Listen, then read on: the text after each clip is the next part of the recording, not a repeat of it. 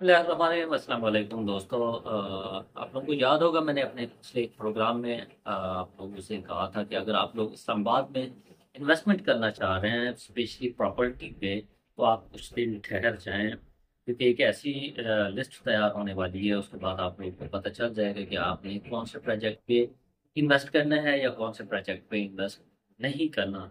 तो उसकी लिस्ट जो है वो सीटीए ने निकाल दी है। सीटीए ने पब्लिश कर दी है उसको। उसमें 99% सोसाइटी हैं इस्लामाबाद की जो गैर कानूनी हैं, जिनमें अगर आप इन्वेस्टमेंट करते हैं तो आपकी इन्वेस्टमेंट या तो डूब सकती है या फिर बड़ी मुश्किल से आपको रिटर्न होगी, या फिर आपको वो परेशानियों का सामना करना पड़ेगा। वो उन 99 हाउसिंग सोसाइटियों के नाम भी मौजूद हैं। और मैं थोड़ा सा आपको ये बताता चलूँ कि ये हाउसिंग सोसाइटी के गैर कानूनी होने का क्राइटेरिया क्या है। तो उस हवाले से मैं थोड़ा सा बताना चाहूँगा ताकि आप लोगों का माइंड क्लियर हो जाए। तो दोस्तों, ये जो गैर कानूनी हाउसिंग सोसाइटी होती है, इसके तीन चार पहलू होते हैं।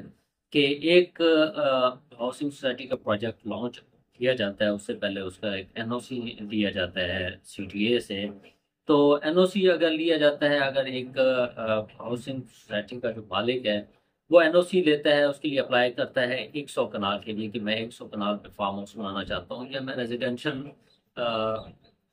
प्रोजेक्ट वहाँ पे बनाना चाह रहा हूँ। और उसमें उसने कमर्शियल और ये सारी चीज़ें उसने डिसाइड करनी होती हैं सारी। तो उसके बाद जाके उसको एनओसी मिलता है। तो फिर वो क्या करते हैं, एनओसी लेने के बाद फिर वो आके मार्केट में बताते हैं जी हमारा ये जो प्रोजेक्ट है ये एनओसी अप्रूव्ड है। और आके वो मार्केट में बताते हैं जी हमारे पास 10,000 कनाल है, 50,000 कनाल है, 1 लाख कनाल है, इस प्रोजेक्ट पे हम काम कर रहे हैं। तो वो उसकी आगे आगे फाइलें सेल करना शुरू कर देते हैं, जबकि उनके पास एनओसी सिर्फ 100 कनाल का होता है। कि उनके पास इजाज़तनामा जो होता है वो सिर्फ 100 कनाल का होता है, क्योंकि उनके पास मलकियत भी 100 कनाल की होती है। और वो इसलिए आगे ज़्यादा ज़मीन शो कर रहे होते हैं, उनके जहन में होता है उनके पास ज़मीन होती नहीं है। वो ये चाह रहे होते हैं कि हम मार्केट से पैसा निकाल के फिर आगे ज़मीन लेते जाएंगे और उसको हम प्रोजेक्ट में ऐड करते जाएंगे। तो हमारा प्लान है कि हम 10,000, 20,000, 50,000 कनाल का ये प्रोजेक्ट जो है ना, इसको लेके जाएंगे। तो एक तो इसमें ये होता है।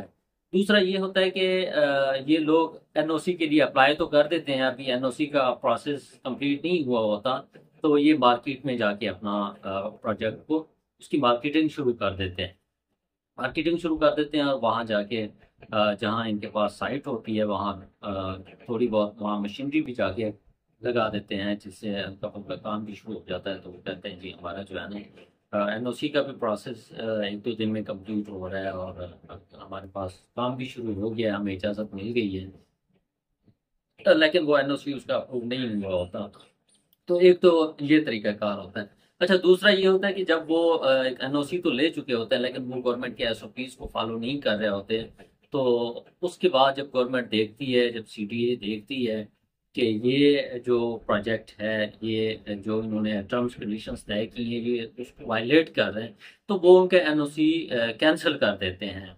एनओसी उनका जब कैंसिल होता है तो वो फिर गैर कानूनी हाउसिंग सोसाइटी की लिस्ट में आ जाती है। तो ये तीन चार फीचर्स होती हैं एक गैर कानूनी हाउसिंग सोसाइटी की, जिसमें अगर इन पहलुओं में से किसी भी स्टेज पर कोई हाउसिंग सोसाइटी और आप वहाँ पे जाके इन्वेस्टमेंट करते हैं, तो ऐसे समझेंगे वो आपके लिए परेशानी का बायस होती है। वो वहाँ पे आपकी इन्वेस्टमेंट डूबने का भी खतरा होता है, वहाँ आपके पैसे ज़ाया होने का भी खतरा होता है, वहाँ आपके लड़ाई झगड़े फसाद, नैब एफआईए, इधर उधर धक्के खाने और ये बहुत सी और भी मामलात आ जाते हैं, जिनमें फिर आप पहले तो पैसा लगा देते हो, बाद में आपके लिए परेशानी का मसला बन जाता है।